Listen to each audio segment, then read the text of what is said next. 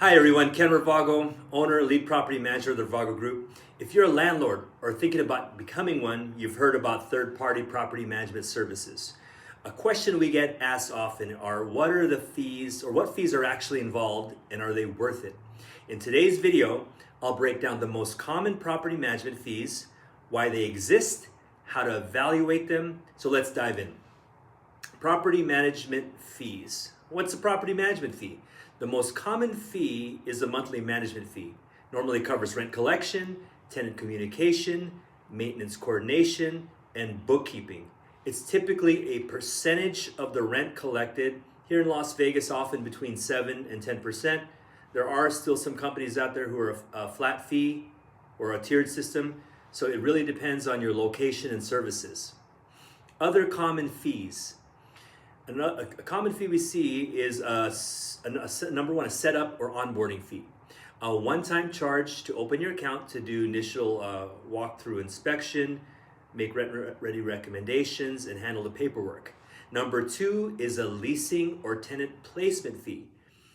In property management, this is where most of the work occurs.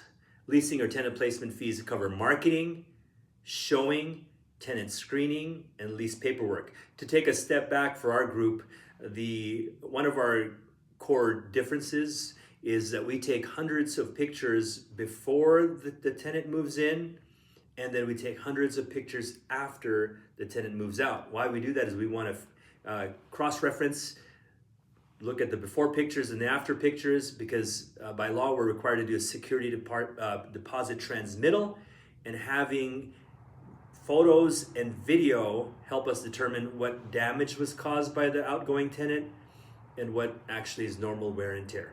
Number three, maintenance coordination or markups. Some property management companies will add a small percentage to contractor bills, especially for larger repairs. You want to ask around. Ravago Group does not currently charge a maintenance oversight or markup fee. Number four, lease renewal fee. We love the lease renewals because that means we're going to get to maintain a tenant, keep them in the house, thereby saving the owner money.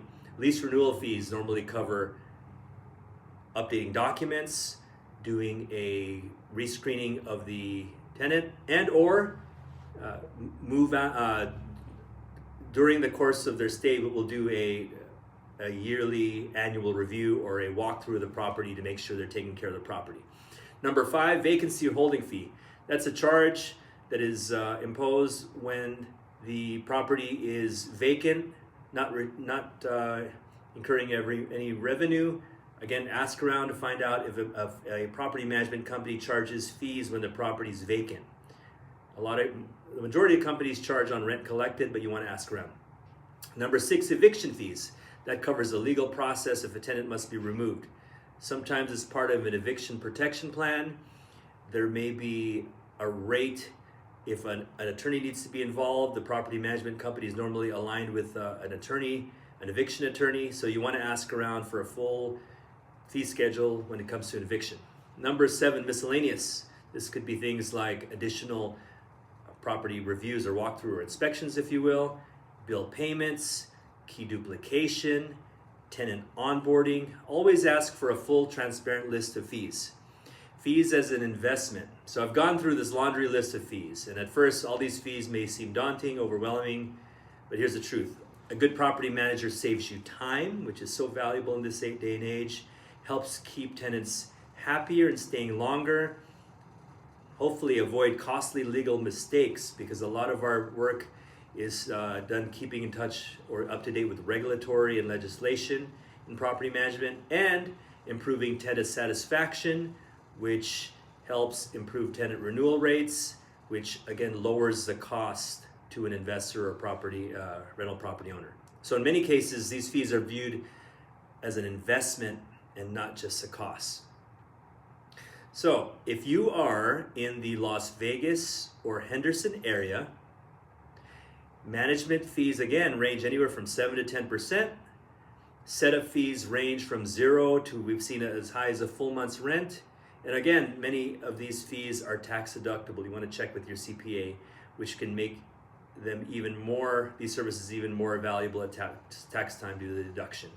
So, pro tips before you hire. What you want to do is, here are a few tips. Ask for a clear, itemized list of fees. A lot of great companies have their fees right on their website. Understand what's included, what's extra, what's optional. See if the company offers flexibility or a la carte services. Are they full service property management, leave the driving to them, or limited service? Please compare. To recap, property management fees usually include onboarding, monthly management, leasing, maintenance, renewals, and sometimes some extra items. When evaluated properly, they're not just costs, but they're investment in your time, your peace of mind, and your long-term returns.